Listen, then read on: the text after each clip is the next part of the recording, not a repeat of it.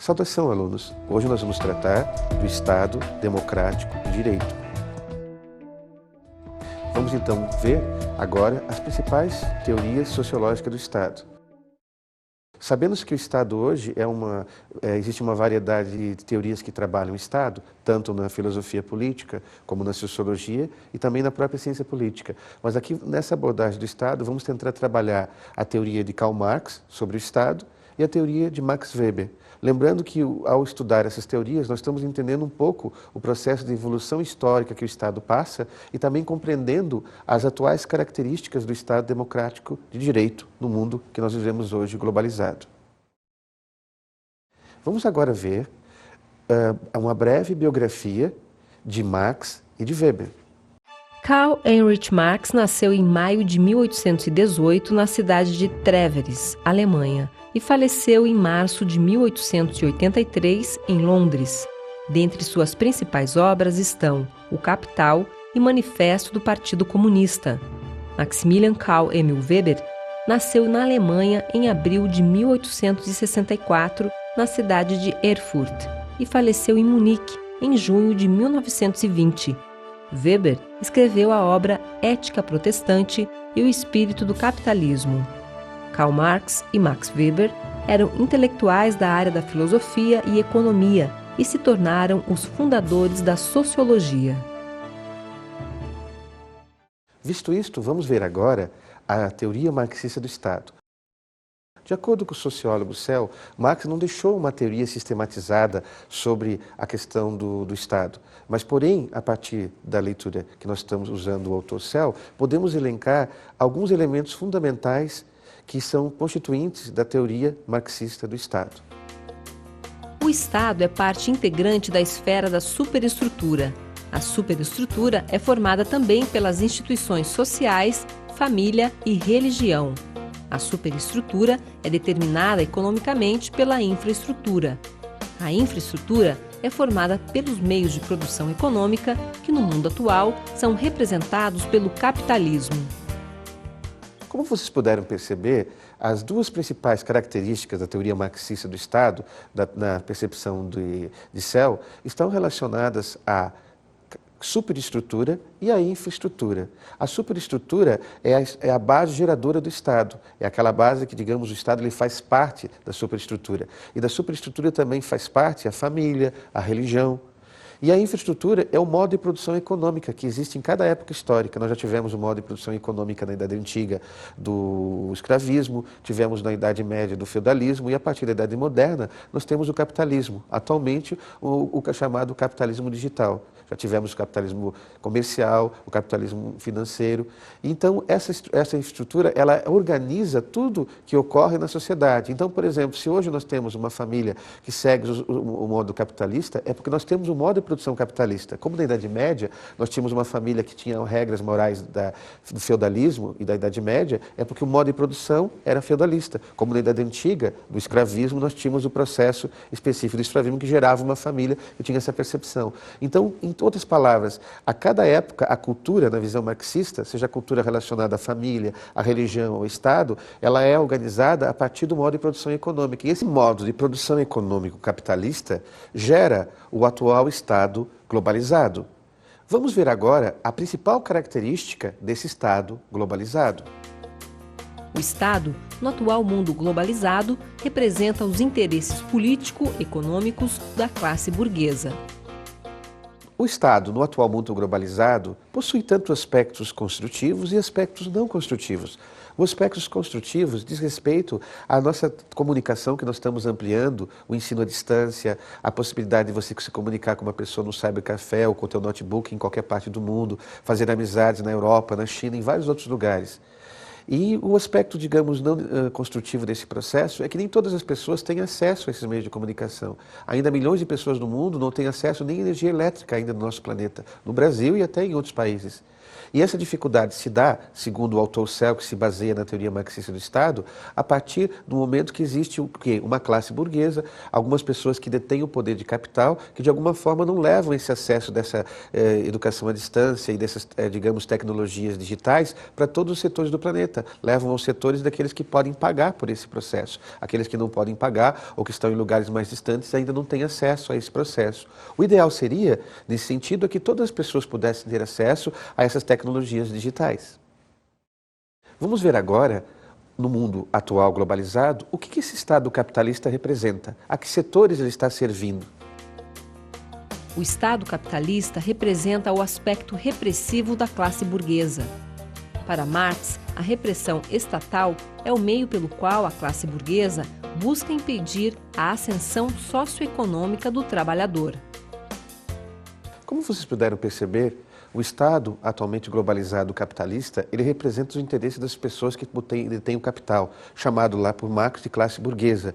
E hoje os autores contemporâneos, como Carlos Eduardo Sell coloca, chama de elites políticas e econômicas, aquelas pessoas que têm o poder de capital, grandes empresários, milionários, que muitas vezes utilizam o seu dinheiro mais para os seus interesses particulares do que promover o bem de todos.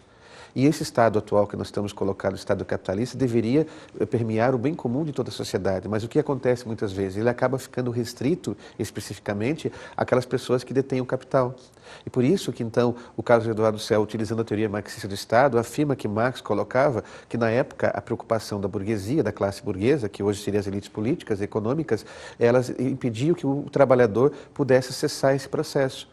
O que acontecia na época lá da Revolução Inglesa, quando Marx estudou e constituiu a obra O Capital, a maior parte da população que trabalhava nas fábricas de indústria de tecidos, chamado indústrias têxteis, não tinha acesso a 13º, a fundo de garantia, a justiça do trabalho, porque não tinha esse tipo de legislação específica. O capitalismo daquela época era um capitalismo totalmente selvagem. Trabalhavam mulheres grávidas, trabalhavam crianças a partir de 4 anos de idade. Quando eles ficavam doentes, eles já eram jogados na rua e ficavam à base do assistencialismo público, de instituições filantrópicas. O Estado não se preocupava e nem mesmo os empresários. Eles consideravam que aquelas pessoas trabalhavam não por dinheiro, trabalhavam por uma troca, digamos, de comida. Eram pessoas que trabalhavam no interior, que eram camponeses, que foram obrigados a trabalhar em Londres, na cidade. Isso foi no período do século XIX.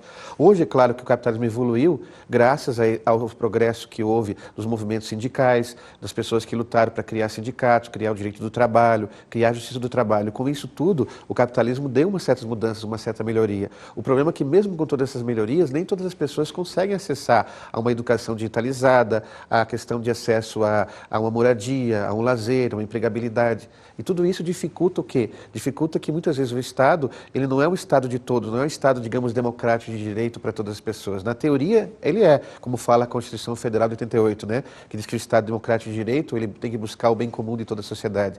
Mas na prática, o que ocorre? Ele muitas vezes serve mais a alguns setores específicos do que outros. Vamos ver agora a teoria weberiana de Estado com base em Carlos Eduardo Sell. Sell, ele divide, então, essa teoria weberiana do Estado com duas características principais nesse sentido. Dessas características principais, nós temos a primeira, que é os tipos ideais de burocracia. E, de outro lado, a construção de lideranças políticas carismáticas. E vai desenvolver a partir disso, dessas duas estruturas, a questão de alguns conceitos importantes que nós vamos comentar, como, por exemplo, o conceito de poder, o conceito de Estado e o conceito de dominação. Então vamos ver por partes. No primeiro momento, quando se fala dos tipos ideais de burocracia, é que Weber acreditava que a burocracia ela tinha uma função importante na sociedade. Apesar de que hoje ela parece que representa um bloqueio até nos dia a dia das pessoas, quando você vai num serviço público e pede alguma coisa, uma documentação, algum registro, aquilo demora para vir nesse ponto, você sente como se fosse uma obstrução. Mas, na verdade, o que deveria ser como tipo ideal de burocracia em Weber? No momento que aquela burocracia fosse eficiente, que ela pudesse prestar um serviço à comunidade e aquela pessoa que está como funcionário público ou burocrata, ele pudesse dar um retorno para a sociedade, não ter que esperar um mês, uma semana, que pudesse fazer aquele trabalho de forma eficiente e racional o mais breve possível e o mais rápido possível. E a outra estrutura importante que ele colocou é a construção de lideranças políticas carismáticas. O que significa isso? Que aqueles que entrassem para governar o poder, seja como prefeito, governador ou mesmo presidente da República, eles, além de ter a competência técnica para aquela parte específica de ser um governante nesse ponto, eles pudessem também ter uma capacidade capacidade extraordinária, ou seja, um caráter, uma maneira de ser, que pudesse de alguma forma cativar a população, cativar as pessoas, que as pessoas confiassem naquilo que eles falam, não apenas pela maneira deles falarem, mas que aquilo que eles falam representa realmente o carisma deles, ou seja, a personalidade deles ser no mundo, e que as pessoas pudessem de alguma forma sentir-se inspiradas, não só pelas palavras, mas também pelos atos que essas pessoas carismáticas que estariam no governo poderiam fazê-lo. Então não é o discurso apenas do, digamos, da boca para fora, se me permite o termo, mas também aquilo que ele coloca como palavras bonitas também corresponde às atitudes que ele faz no dia a dia, tanto na vida pública dele como governante ou na vida privada, seja municipal, estadual ou federal esse governo. E a partir disso nós podemos perceber os 3 itens específicos. Quais são? A questão do poder, do Estado e da dominação. Como é que perceberia essa questão do poder, do Estado e da dominação? Ele está colocado o poder na questão de como que vai ser exercido esse poder dentro de uma determinada sociedade, como que esse governante ou essas pessoas que estão no poder vão exercer esse poder nessa sociedade e de que forma elas vão exercer esse poder. Elas teriam que exercer esse poder de forma legítima, para que para aquelas pessoas que estão obedecendo aquele poder, elas pudessem de alguma forma acreditar que aquele poder é verdadeiro, que não é o poder apenas do medo, ou o poder das armas, ou o poder econômico, que elas na verdade acreditam que aquele poder é um poder que vem de dentro das pessoas e que pode ser utilizado em benefício delas, que a pessoa é coerente no que pensa, no que fala e no que diz. Isso seria um resumo dessa ideia de poder no sentido atual weberiano. Outro aspecto específico é a questão do Estado. Esse Estado em Weber não é como lá em Marx, que base apenas a questão econômica, como se a economia determinasse a sociedade. É claro que ela determina, mas não é o único determinante. O que Weber considera a partir de importância disso, dentro da perspectiva do Carlos Eduardo Sell, da leitura de Sell sobre Weber? Que, na verdade, esse Estado tem a ver com uma cultura política. Essa cultura política tem influência da religião, tem influência dos costumes, tem influência de tudo aquilo que está gerado dentro da sociedade. Então, a partir da visão religiosa, da visão do povo, da visão da própria sociedade, é que se vai constituir-se uma ideia de como se é governar. Por exemplo, no Brasil, se nós optamos por uma república, em alguns países existe a monarquia. Cada cultura política de cada país, de acordo com a influência cultural e religiosa, vai determinar se o governo vai ser por república ou se vai ser por monarquia. Se vai ser por presidencialismo, onde o presidente tem o chefe de Estado, né, e o chefe de governo, ou vai ser um parlamentarismo, onde, por exemplo, o primeiro-ministro é chefe de governo, mas não é chefe de Estado. Então, todas essas características de estruturas que passam pela cultura política e pela cultura religiosa vão influenciar na ideia de Estado. E esse Estado, de alguma forma, tem que ser sempre coerente com aquilo que diz e com aquilo que faz. Essa é a ideia do tipo ideal weberiano para a construção desse processo de um Estado onde as lideranças políticas carismáticas atuam no benefício da sociedade.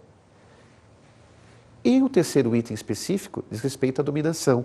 Essa dominação não é apenas a dominação especificamente dado pelo processo da força. Essa dominação também entra no aspecto das pessoas aceitarem de forma legítima o comando daqueles que estão no poder. E de que forma nós vamos aceitar legitimamente? Vamos aceitar quando acreditamos que aquela pessoa que está lá, ela é competente tecnicamente porque estudou para estar lá. Ela é competente de forma carismática porque ela tem uma personalidade coerente e de alguma forma que aquilo que ela fala, ela faz. Então, a partir disso, nós temos o quê? Vamos, de alguma forma, nos sentir que aquela dominação ela é legítima e vai nos fazer bem, vai nos fazer construir.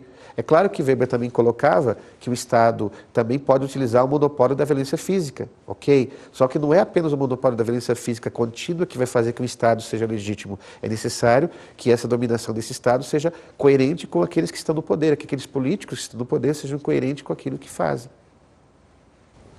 Vamos falar agora, segundo Weber, né, a partir das reflexões de Carlos Eduardo Sell, dos 3 tipos de dominação legítima, sendo que o primeiro tipo de dominação legítima é a dominação tradicional, que pode ser tanto no estilo dominação relacionada à política, como pode ser relacionada à religião, como pode ser relacionada à área militar e como pode ser relacionada à área familiar.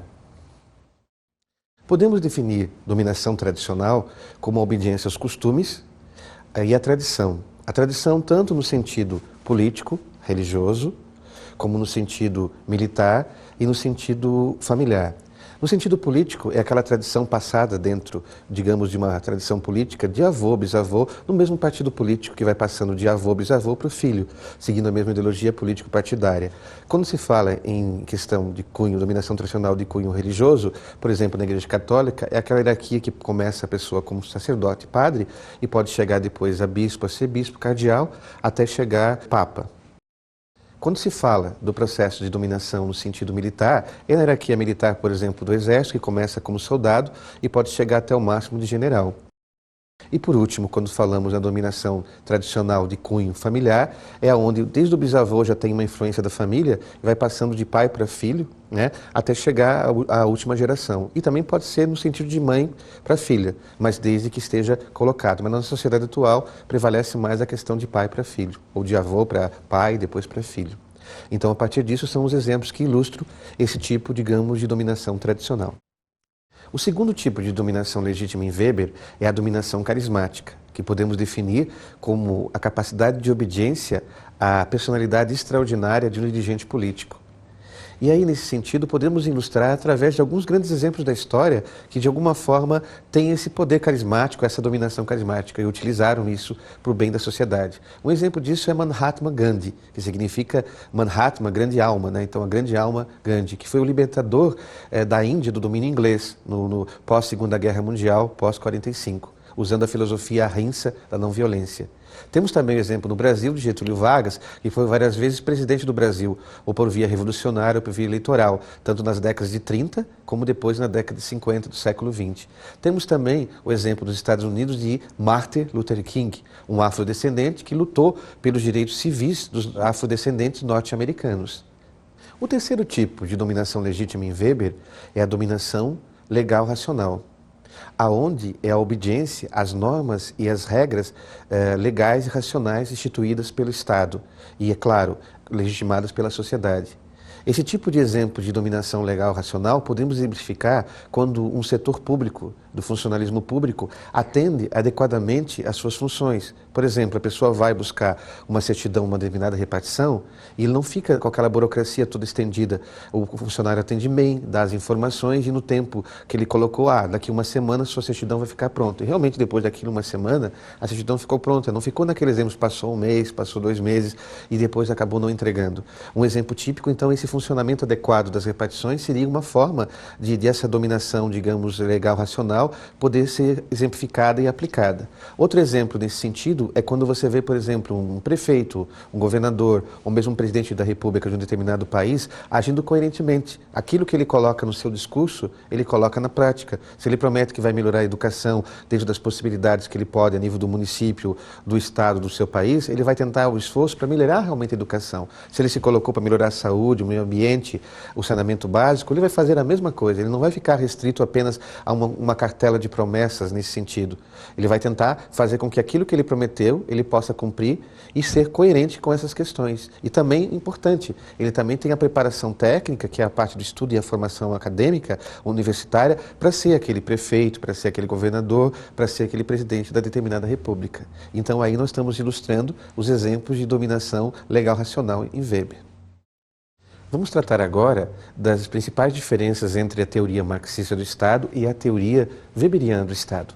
Essas duas principais teorias, elas têm como diferença a maneira de como cada um dos autores olha o foco do Estado. Enquanto para Marx o foco do Estado é olhado muito da influência da infraestrutura, ou seja, dos modos de produções econômicas sobre o Estado, a de Weber faz o contrário. Ela foca muito a influência dos grupos políticos, tanto do quadro burocrático como os líderes carismáticos, de como eles se organizam entre eles na relação de poder e de que forma eles utilizam essa cultura política para organizar-se com a sociedade. E também como essa sociedade, a partir da cultura política e da influência da cultura religiosa, se adequa a essa estrutura desses grupos políticos. E aí então aí reside a principal diferença entre uma teoria e outra. Em outras palavras, na teoria marxista do Estado, sempre o fator econômico é o principal ponto. Enquanto na teoria weberiana do Estado, nós temos a influência da cultura política e da cultura religiosa na organização do Estado. Considerações jurídico-políticas sobre o Estado democrático de direito. Conceituação. Segundo o jurista José Afonso Silva, o Estado democrático de direito pode ser assim conceituado. O Estado democrático de direito está caracterizado pela subordinação do Estado à lei constitucional, que deve ser promulgada por uma ANC, Assembleia Nacional Constituinte. Essa ANC deve ser eleita pelos cidadãos nacionais através de voto direto e secreto, sufrágio universal. Visto isto, Estado democrático de direito é caracterizado como a subordinação do Estado à lei constitucional, que essa lei constitucional no Brasil se chama Constituição Federal de 88. Essa Constituição Federal de 88, ela foi promulgada ou aprovada por uma Assembleia Nacional Constituinte, também designada como ANC. Essa ANC, ou Assembleia Nacional Constituinte, ela tem que ser eleita por cidadãos, né, que são também os eleitores, que vão de alguma forma eleger os representantes para então fazer essa Constituição federal, no caso do Brasil.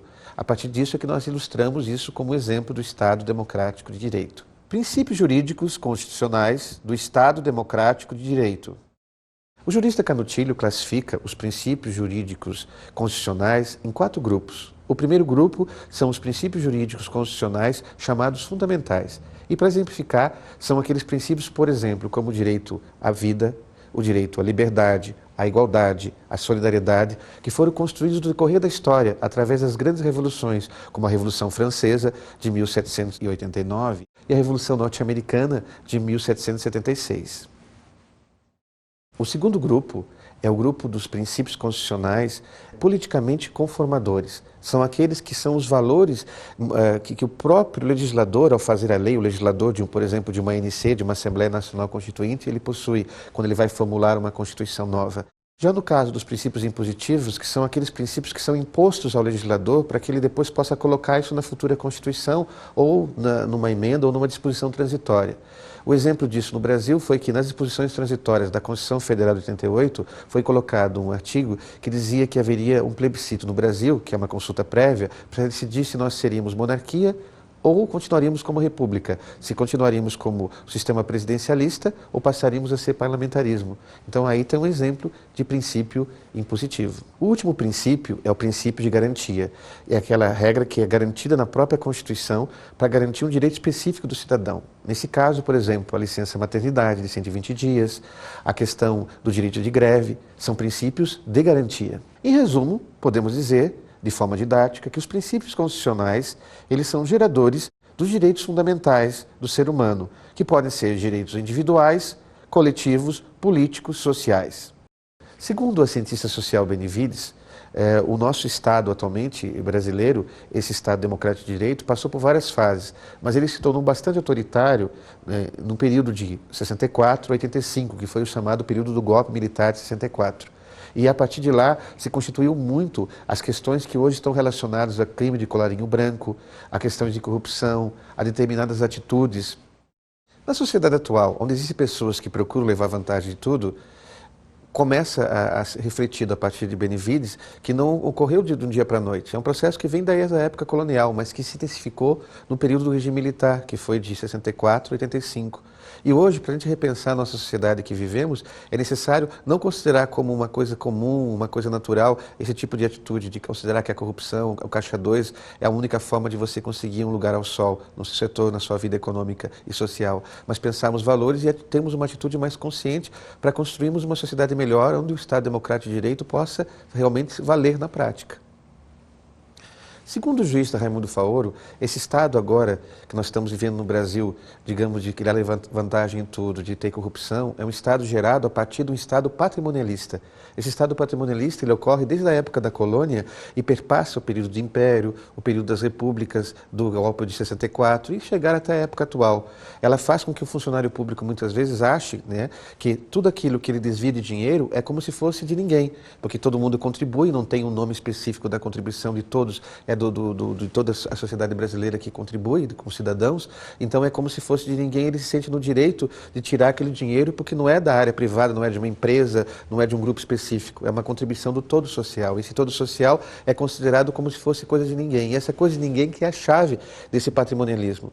E a partir disso, o que acontece? Esse funcionário vai repetindo isso, vai passando de geração em geração e contribuindo para esse Estado, que o Raimundo Faoro também chama de Estado de injustiça social, que na qual nós, como cidadãos brasileiros, devemos fazer o máximo para melhorá-lo e contribuí-lo para a sua mudança, no sentido positivo dessa mudança.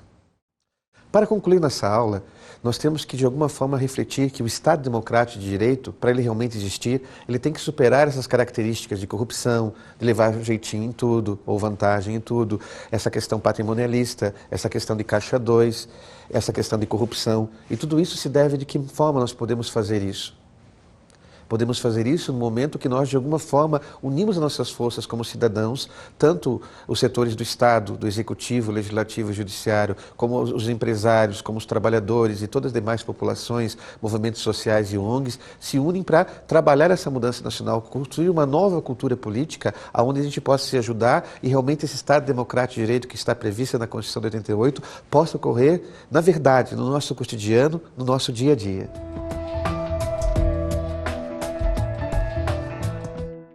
Para a aula de hoje, eu gostaria de sugerir as seguintes obras: Política, Sociologia e Teoria Social, obra de Antônio Giddens, editora Unesp.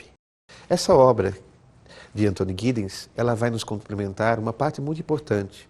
Nós falamos de duas teorias dentro desta aula, a teoria marxista do Estado e a teoria weberiana.